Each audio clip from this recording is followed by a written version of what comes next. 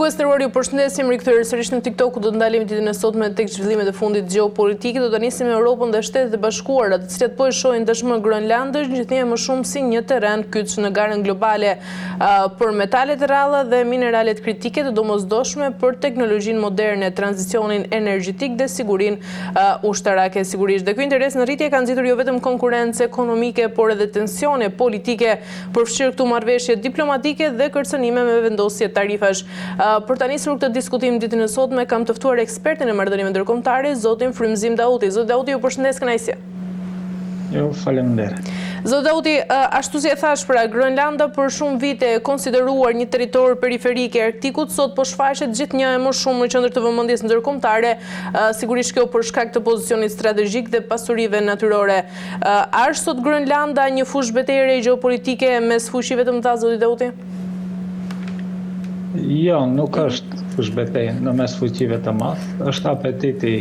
presidentit Trump, i cili don që atë territor t'ia ngjesë SBA-s. Nuk është se Kina apo Rusia ka ndonjë interes për atë.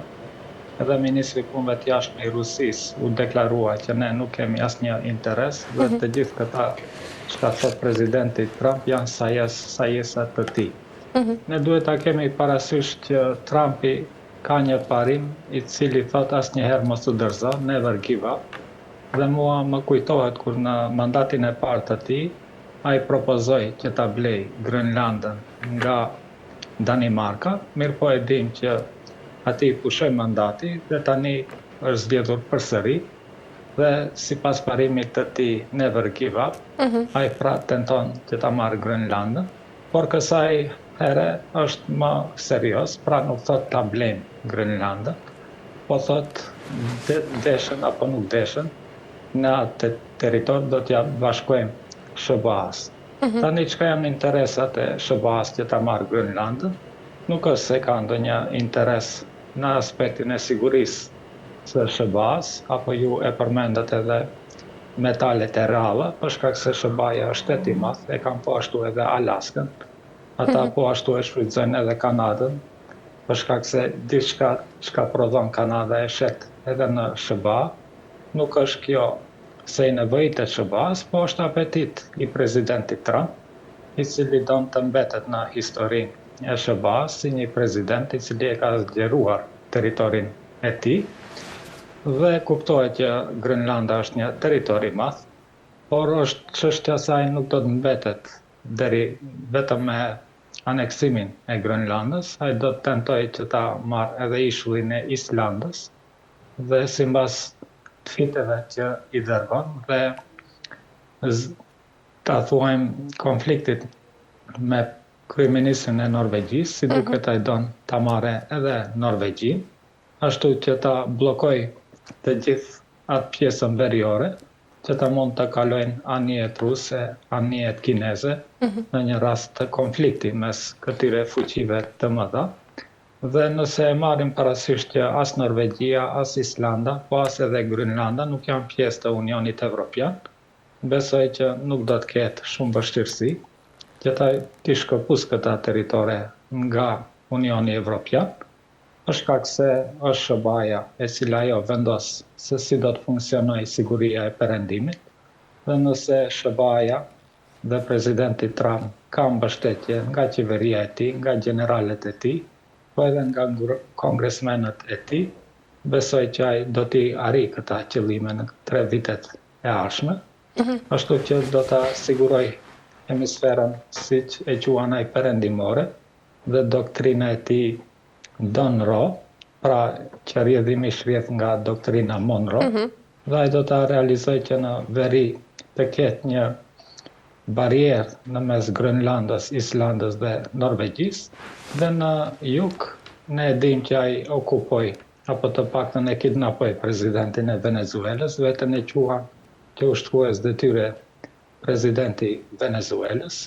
Nuk e dim a do të shkojë ende më shumë në jug, por besojmë që së shpejti do të tentoj që ta okupoj apo të bëj grushteti,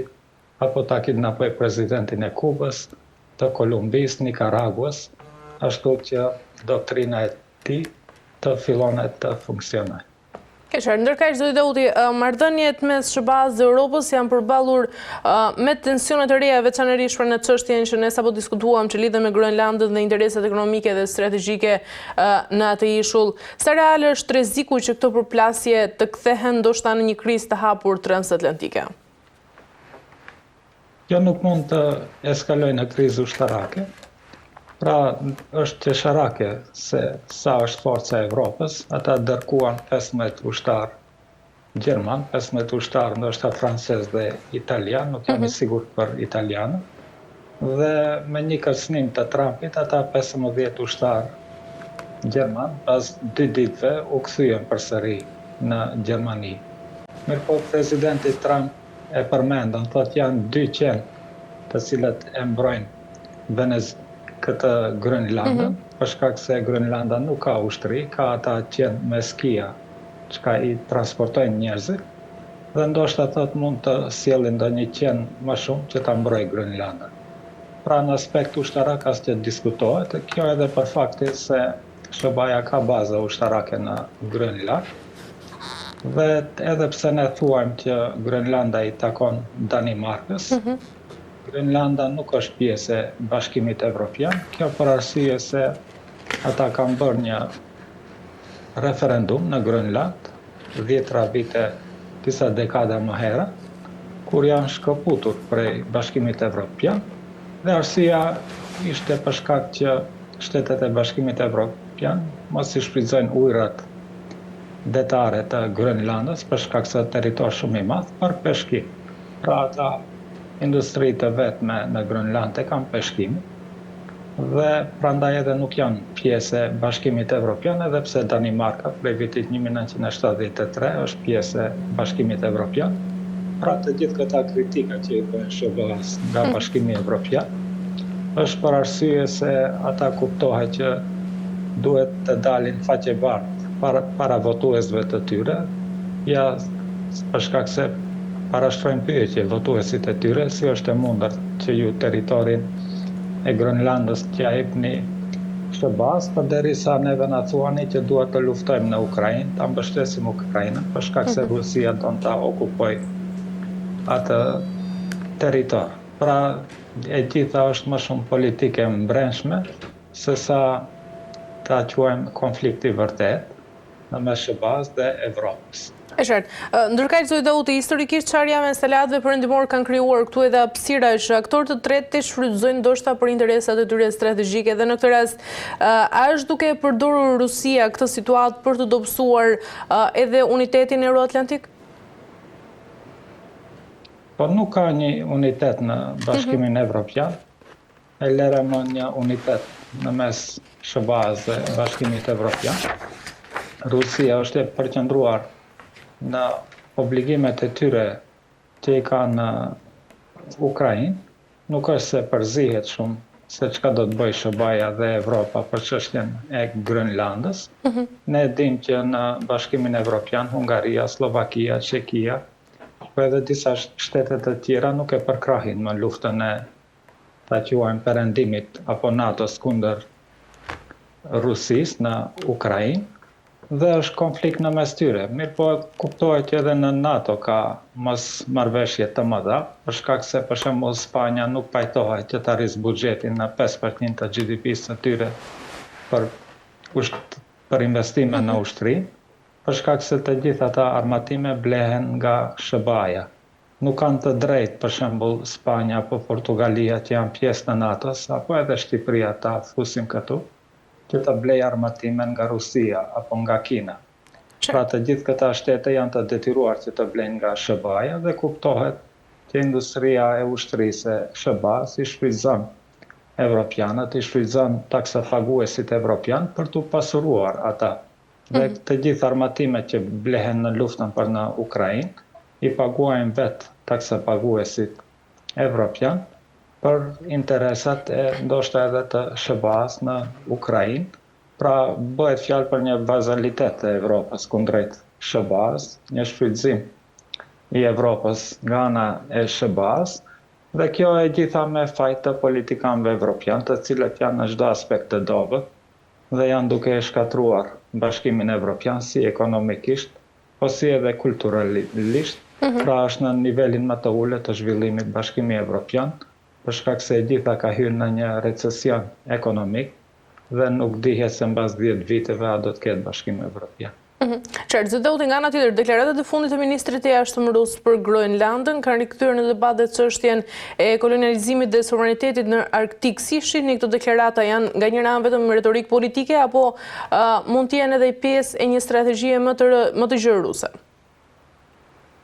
Po nuk është se bëhet fjalë për kolonializim, për shkak se Grenlanda e gjitha ka 60.000 banor dhe nuk është se do të shfrytëzohet ajo populata e tyre. Territori i tyre ka mund çdo herë të shfrytëzohet, nuk është se nuk e kanë pas atë të drejtë amerikanët apo kapitalistët amerikanë që të hapin miniera, të eksploatojnë tokën e Grenlandës dhe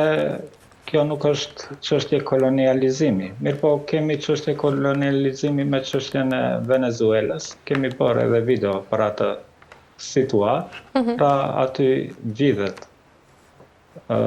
nafta e Venezuelës dhe shitet në treg dhe ata para i merr SBA-ja. Kuptohet që Venezuela ka 30 milion banor dhe të gjitha ata mund të shfrytëzohen, pra në këtë rast kemi çështjet e kolonializimit. Mirëpo presidenti Trump me doktrinën e tij ai nuk beson që kolonializimi është diçka negative. Ai përderisa ka pushtet, beson që e ka të drejtë dhe thotë që nuk do të mbetem vetëm këtu, do të vazhdoj me kolonializimin e shteteve të tjera, sidomos në Amerikën Latine.